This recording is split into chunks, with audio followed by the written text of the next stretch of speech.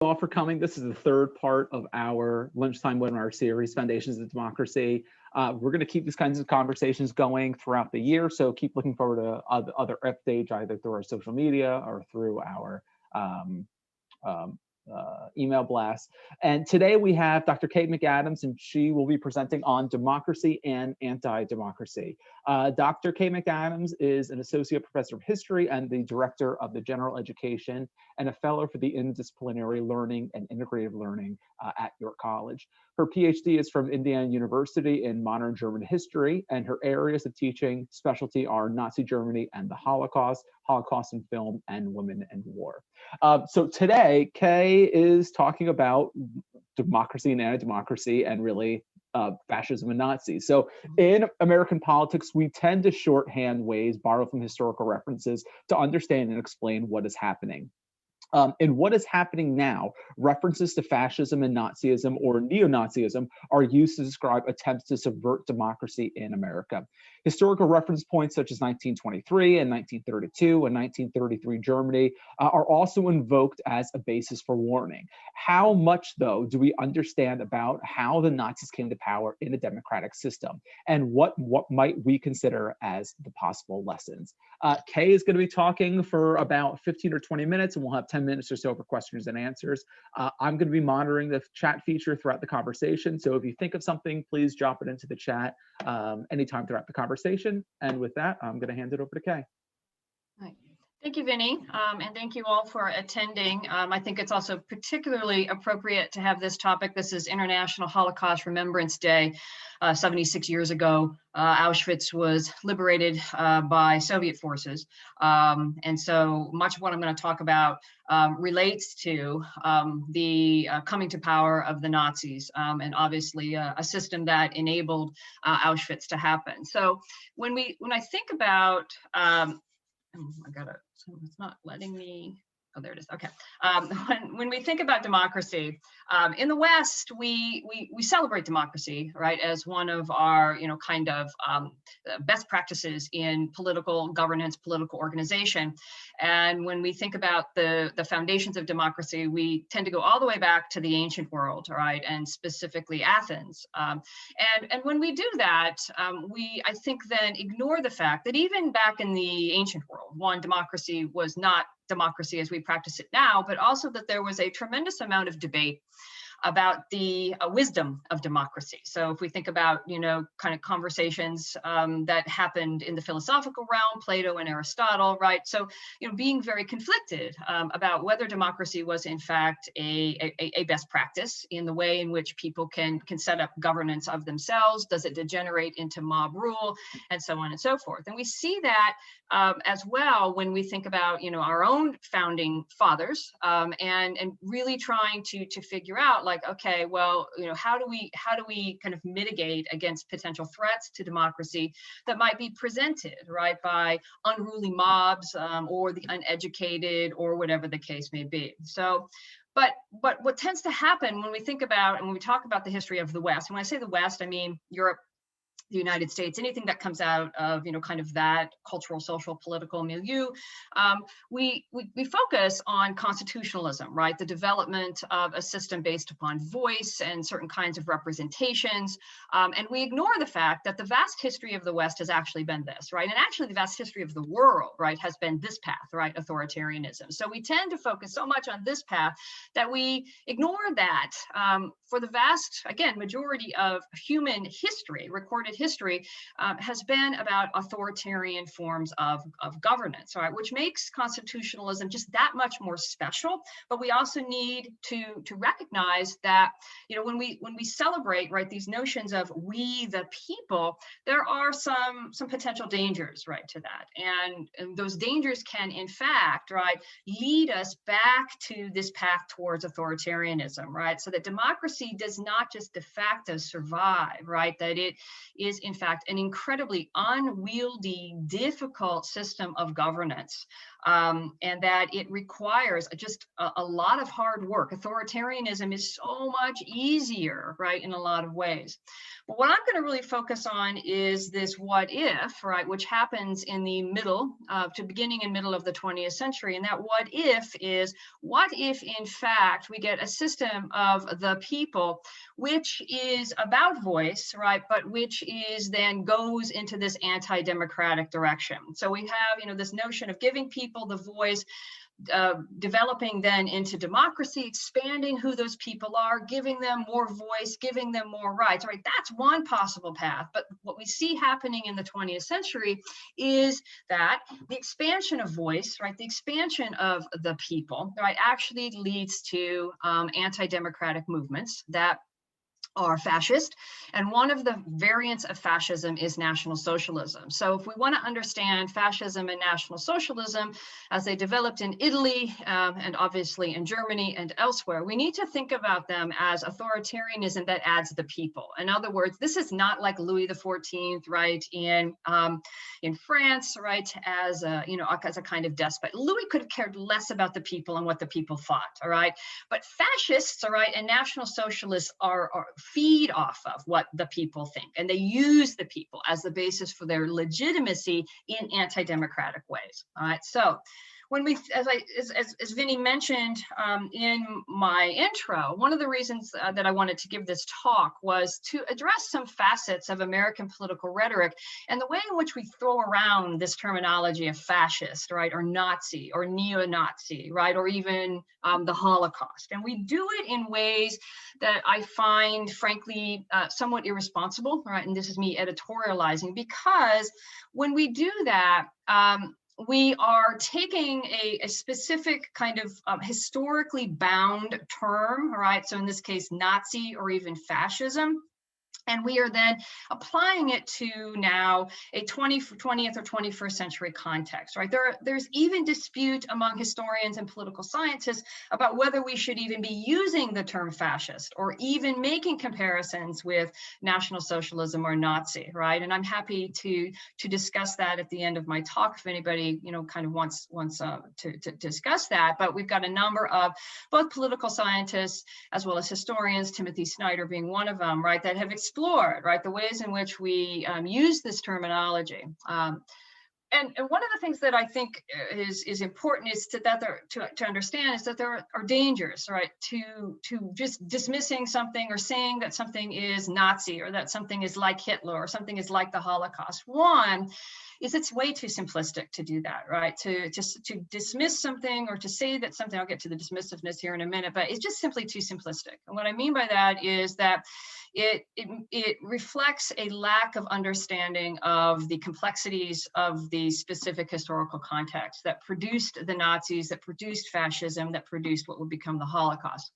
It also is too dismissive, and I think this is also a real feature of what's happening in American political rhetoric now, that if we label something Nazi, or if we equate somebody to being like Hitler, it means we don't really have to try to understand them, right? We don't really have to try to understand their point of view because they're just so bad, right? That they are kind of beyond the boundaries of us even trying to comprehend them, right? We just call them that and we move on, right?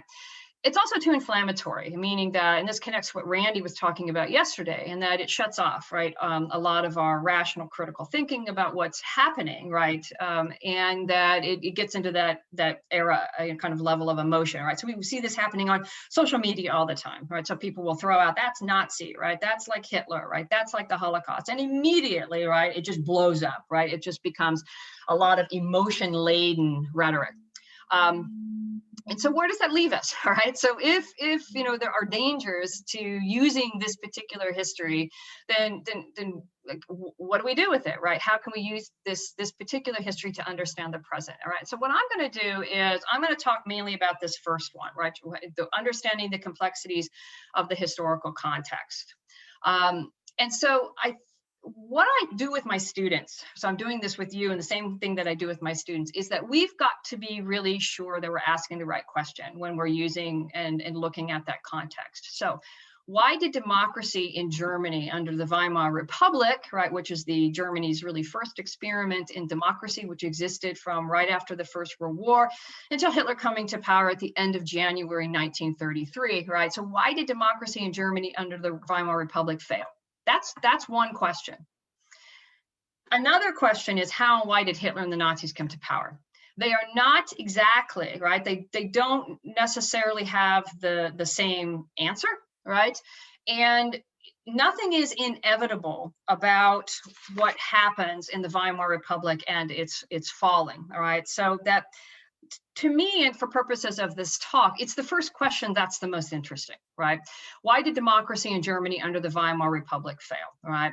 And that does not have as much to do with Hitler, right, per se, as it does with the deficiencies of democracy in the Weimar Republic. And many of those deficiencies in democracy in the Weimar Republic reflect, right, what are some of the inherent difficulties of democracy, right, in general, including going all the way back to the classical world and the ancient Greeks that they were concerned about.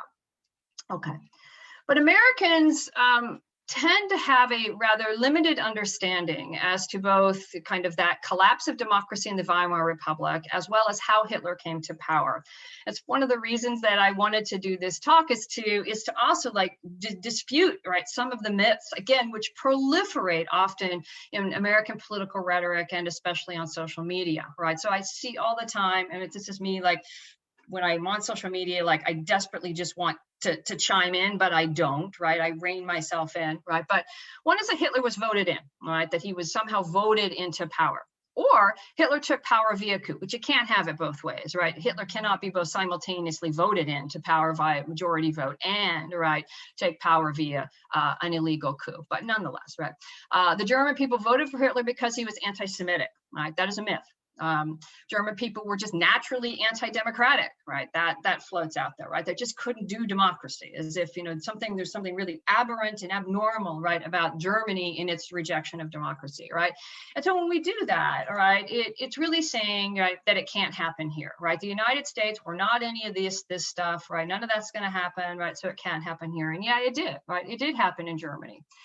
And Germany is far from aberrant when we see the rise of what will become National Socialism.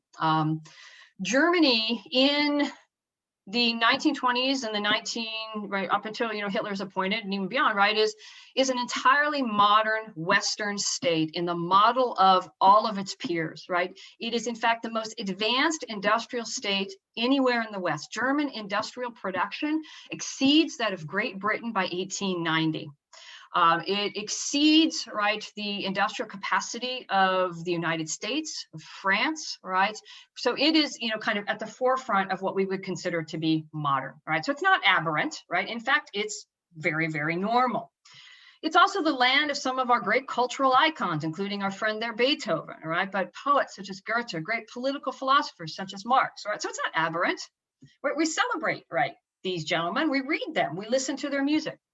It's not aberrant even politically. Germany, of all the Western states, is the first to have universal manhood suffrage, right? It is the first state, right, in the 1870s to extend the right to vote to all men, regardless of social class. Great Britain doesn't even have that. The United States doesn't de facto have that, right? France doesn't have that.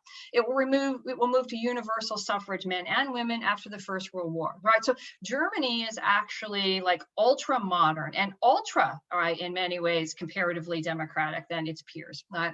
It also has a really vibrant urban culture. This is not some sort of backward state at all. When we think of places like Berlin was a hotspot, right? It was a place to be. So this is important for us to understand, right? That Germany, right, coming into the 20th century, right, is a pretty modern, right, normal place, right? So no one could look at it and say, oh, right, we can see what's coming.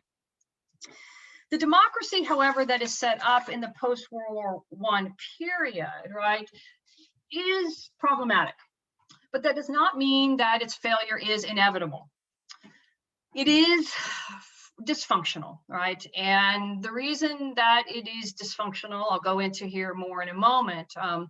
but its dysfunction is made more manifest and exacerbated by a series of crises, in particular economic crises, some of which are in its control and some of which are not under their control, as well as real social issues related to the legacy of the First World War. So it's just a really kind of nasty mix into which this first experiment in democracy is set up in Germany.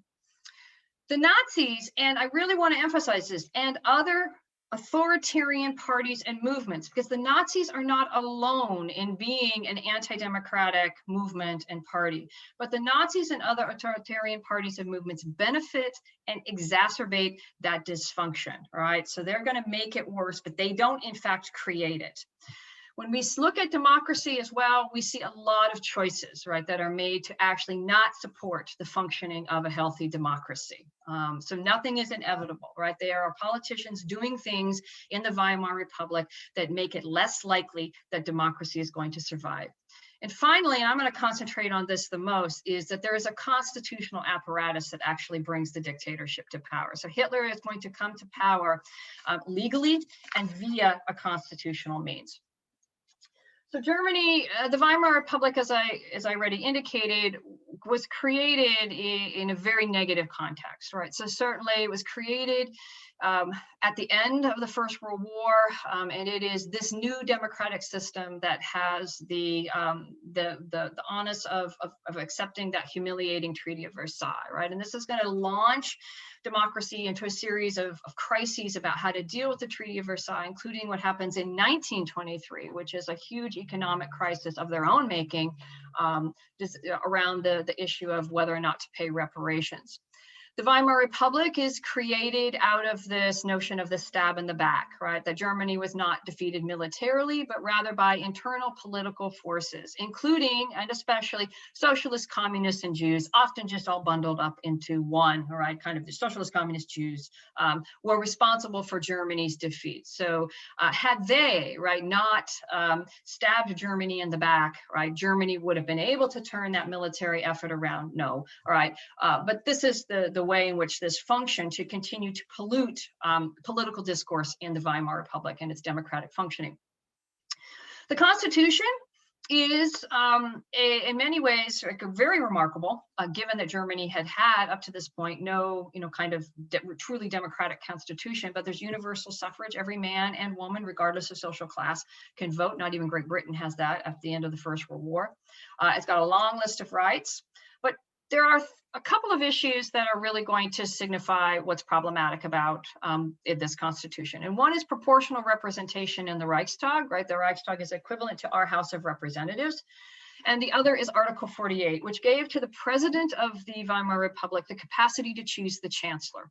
So the president is actually elected by popular vote. The chancellor comes from the majority party or the coalition in the Reichstag. So Article 48 is a constitutional means which allows the president to circumvent having that chancellor come from up within the Reichstag, and instead, right, allows the president, again chosen by popular vote, to install, right, his own chancellor. And that's how Hitler's going to come to power, right? Hitler's going to come to power by Article 48.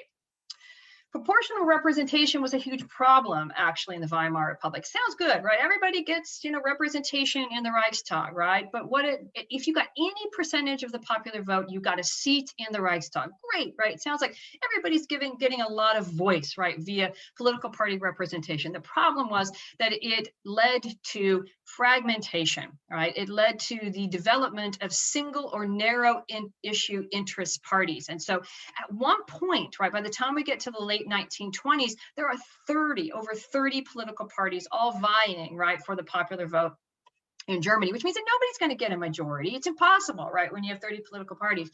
But it also means that these narrow issue or single issue parties, right, have no incentive to cooperate or to work with other parties or for parties to seek consensus, because why would they, right? They get a seat, right, in the Reichstag. And so it led to then being a very kind of a system or a political party system that was just characterized by fragmentation and ultimately getting nothing done or paralysis.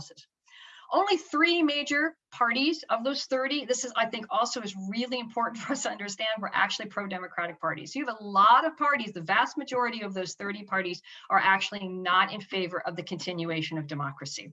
You have two kind of classic liberal parties, and the socialists, right, are the three major pro-democracy parties. And the two liberal parties, right, their political fortunes just continue to decline, right? The socialists kind of go up and down, right? So you really only have, right, by the time you get to 1930, one political party that is actually advocating for the perpetuation of the continuation of democracy, and that's the socialists. So you have a whole lot of other anti-democratic parties, including the nationalists, who are kind of traditional, like ultra traditional right, conservative, with a smattering of nationalism and anti-Semitism and racism. And then on the far left, you've got your communists, and then you've got the Nazis and many others. So when we talk about the Weimar Republic, what we tend to, we use this image, right? It's a candle burning at both ends. And what we mean by that is that it is a situation in which you've got a rise of extremism on both the far left, right, in the form of the communists, as well as the far right. And one of the questions that I often get is, why did they have Article 48 at all? Like, what was the point of having Article 48, right? And the reason actually goes back to this, and that is that when the Weimar Republic was set up at the end of the First World War, it's set up, let's continue when this is 1918, 1919. Like, what has just happened further east is the Bolshevik Revolution. And so you have communists coming to power in Russia. And that has devolved then, you're in the midst of a civil war, right? And so it's a mess. And what happens in Germany is you have a new communist party that is set up also towards the end of the First World War. And that they use then what happens in Russia as a pretext, right, for launching an attempted coup or attempted communist revolution in Germany, and it fails. But what happens is then Article 48 is meant to actually give to the president the capacity to stop a communist revolution, And what that means is that we see in the Weimar Republic that they're always seeing that danger on one end of the candle, and that end of the candle is the left, right? The communists and the socialists. They don't even differentiate between communists and socialists often, and the danger is not on the far right, right? So they're always looking to the left as where the danger is coming from, and they're not looking to the right, right? And Article 48, right, is reflective of that fear, that the primary fear is coming from the left. The Weimar Republic was also characterized by a tremendous amount of politicization of the population. I think the biggest equivalent that I can find in what's going on today would be what's happening on social media, right? And that just constant bombardment with political messaging. And so they were constantly voting, right, in the Weimar Republic. So you've got like constant ways to try to mobilize via various forms of propaganda. So the Nazis are not, the only ones who are doing that. All right. And so Article 48, right, as I indicated already, is going to be the main means by which Hitler comes to power. And the pretext for this is going to be the Great Depression. All right. So again, I mentioned that this is because of the fear of communism, that it's intended to be a kind of guardrail, right? We hear that terminology all the time in what's happening, right, in our political context, and that the guardrails held, right? Okay, right. But lots of constitutions have guardrails, right? And the guardrail in and of itself is not the answer, particularly, right, if it's a problematic guardrail. And in this case, it was. So what happens is, when the Great Depression comes to Germany, you've got massive unemployment, as you did elsewhere, right? And Paul von Hindenburg is the president of the Republic. This man is not in any way, shape, or form supportive of democracy. It's an old World War I hero. He's a representative of the Nationalist Party, not National Socialist German Workers' Party, the Nazis, but the Nationalist Party. He is a kind of old-time conservative. It was better when you had an emperor. So he likes authoritarianism. He doesn't like anything that harks of the people really at all. But he then, so we can consider this, right? We have an anti-democratic president, right, of the Weimar Republic. That's what's happened for most of the 1920s and into the early 1930s. So when the emergency, which is the Depression, comes to Germany, It is a crisis as it was everywhere in the West. So Germany does not look particularly different in this regard at all. They don't know really how to handle the situation. There is a tremendous lack of political will and dysfunction. You've got a lot of extremist agitation, both the communists as well as on the far right.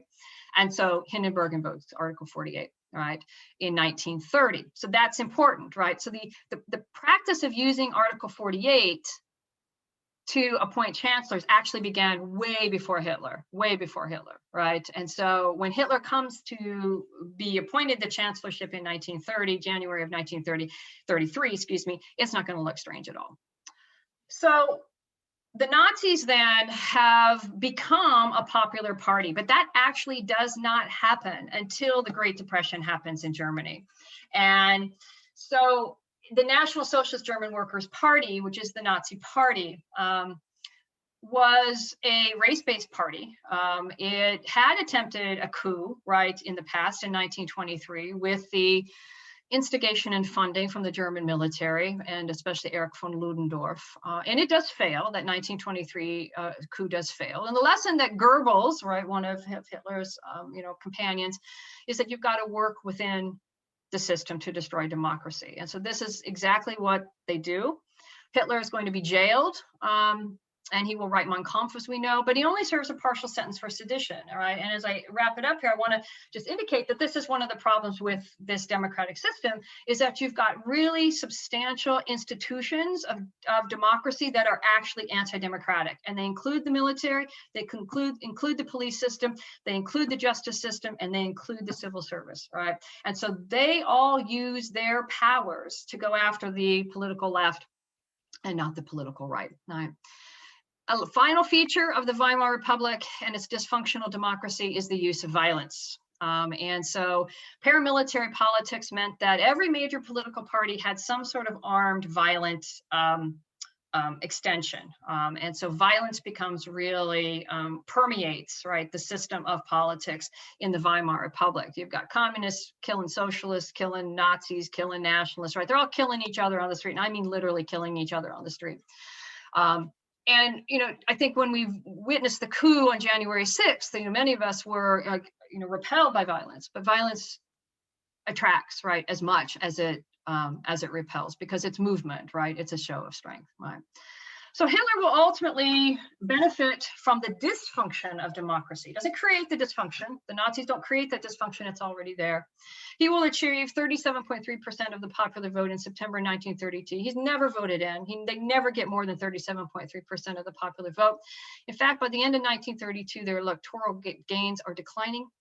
The communists are making gains, and this then is the trigger for Hindenburg to thwart a communist coup. Again, the threat's always from the left, and appointing Hitler on January 30th, 1933. And at that point, then Hitler will build, right, a dictatorship, okay? And so in the interest of time here, what are the lessons? We look for patterns and processes, and Timothy Snyder has certainly been instrumental in that, including rhetorical rhetoric that is used among those who are anti-democratic. We understand that anti-democratic solutions are a feature of the West, and that there is a certain appeal to them, that violence attracts. We need to pay attention to the role of media, and especially in our context, social media. Limitations of guardrails, right, and constitutions and laws don't just inherently protect the functioning continuation of democracy. Hitler came to power legally and using constitutional means. We need to understand the role of crises as triggers, and we need to understand kind of the way in which this functions internationally, and including now what's going on, right, the use of the internet in order to organize and communicate. And with that, I will end and take any questions. Thank you, Kay. That was great. I learned a lot. So thank you. As if anybody has questions, please type them into the chat box. But as we're thinking through this now, I don't think we have an equivalent of an Act 48 in the United States. So should we be as concerned, especially with the events of January 6th, of a potential coup then leading us down a path to fascism, to Nazism? Or are we, because of our constitutional protections, that we're more safeguarded than 1920s, 30s Germany was? I don't think we're any more protected. I don't think any constitutional system is any more protected. I think that the danger is in thinking that because of what happened on January 6th was a pseudo failure, Mhm.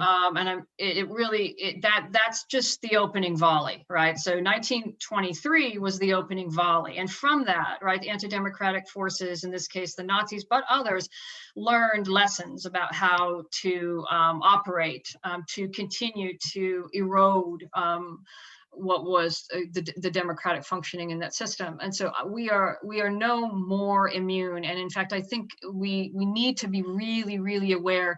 We focus so much on illegality that we don't pay attention to the legality Yes. of the way in which democracy can in fact cease. Great. Okay. We have a question. Could a strong democratic leader in the late 1920s in Germany, could that have avoided the rise of National Socialism and Nazism in Germany? That's a great question. I would say there is a really substantial failure of leadership overall in the Weimar Republic, and yeah. So that's a great question. It's one that I often kind of talk about with my students, like, kind of what if. It would have meant that the Great Depression didn't happen. And that's not Germany's fault that happened. But, what we see happening in the Great Depression is that nearly all democratic systems are stressed, and stressed to the point of breaking. And that's not just Germany, right? It's all the new democracies that were set up after the First World War. It's Great Britain, right? It's France, right? Even the United States, right, is substantially stressed. And it would have taken, right, some really remarkable leadership. But when we look at the added factor in Germany that was not operational anywhere else was the strength of that Communist Party. And when you have it in your head that the main threat is the communists and just throwing the socialists on in there with them, if you have that in your mind that they are the primary threat, then it would be very difficult, right, for some sort of authoritarian, not necessarily fascist, right, not necessarily Nazis, right? It could have been the nationalist, kind of traditional conservative nationalist stuff, right? But it did not necessarily have to be Nazi. We have a lot of questions coming in, so I'm going to try and get to as many as we can in the short time we have. Can you briefly discuss the dangers of the big lie, comparing the knife in the back to the stolen elections? Yeah, this is what Timothy Snyder in particular has been talking a lot about, is the endurance of the big lie. Stab in the back is an example of that, right? It didn't matter, right, that none of that was true, right? That Germany was not brought down by, some sort of collusion of communist, socialists, and Jews. It didn't matter, right? The way in which it was propagated and continued to be out there. So that big lie, right, it just is going to persist. So in the American context, that's obviously stop the steal. So there is a real equivalency to that. And that to me makes me incredibly apprehensive, because that big lie, right, is not easily confronted by any sort of kind of critical thinking or rational thought, which connects what Randy talked about yesterday. And so I think we all need to have some kind of collective discussions about how do we confront, right, the persistence of these big lies, right, within democratic systems. And certainly social media has made it so much worse for us, but and in many ways that heightens the necessity to somehow deal with it. Great. I think we probably have enough time for one more. If the US does go off the rails more towards anti-democracy, how do we return back to democratic norms outside of some kind of civil war? Yeah. The specter of civil war is also being, kind of discussed among historians and political scientists, because we are very much unwell politically and socially. I think that we are partially off the rails, right? I think we just all need to recognize that we have what those guardrails were barely held, and really were had, right, in many ways we kind of counterfactual this, had that coup been a bit more sophisticated, it arguably could have prevailed, right? So we, and it comes down to I think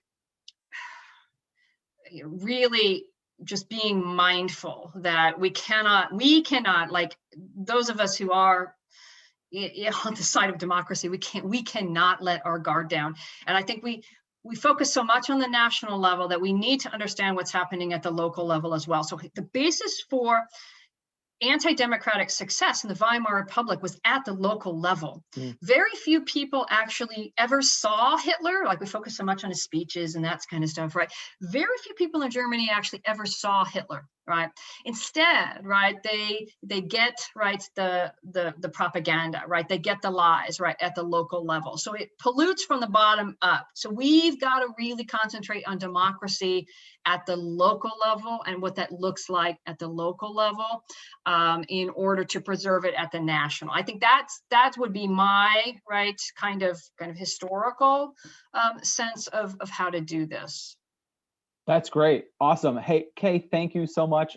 This is really informative. We have one more tomorrow. I'm actually talking, it's going to be on democracy and power at the same time. So if you have not signed up, please take the opportunity to sign up. And we hope to see you again soon. Thank you, Kay. Thank you.